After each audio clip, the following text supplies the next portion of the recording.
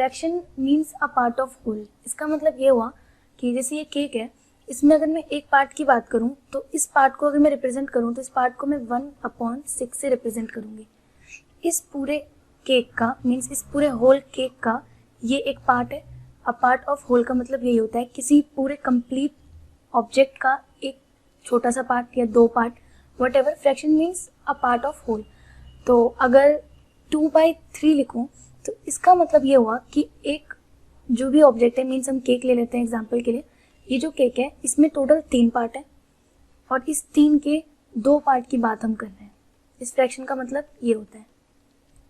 अगर मैं लिखूं 4/7 तो केक में 7 पार्ट्स हो गए और इन 7 पार्ट्स में 4 पार्ट की हम बात कर रहे हैं। ये हो गए इसके 7 पार्ट्स, इसमें हम 4 पार्ट्स की बात कर रहे हैं। इस फ्रैक्शन का मतलब यही होता है।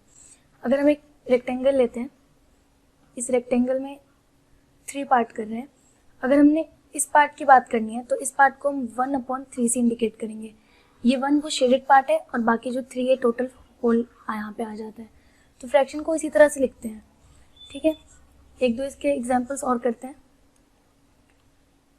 ये एक ट्रायंगल है, इस ट्रायंगल के ये 2 पार्ट हो गए। तो ये जो 2 पार्ट है इसको हम डिनोमिनेटर में दिखाएंगे और हम एक पार्ट की बात कर रहे हैं तो जिस पार्ट की हम बात करते हैं या फिर जो शेडेड पार्ट होता है उसे हम ऊपर न्यूमरेटर में दिखाते हैं, ठीक है।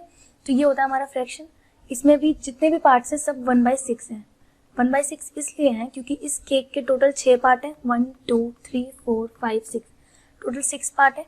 और जब हम एक पार्ट की बात कर रहे हैं तो उसे 1/6 लिखते हैं। इसका मतलब ये हुआ 6 में से एक पार्ट, ठीक है।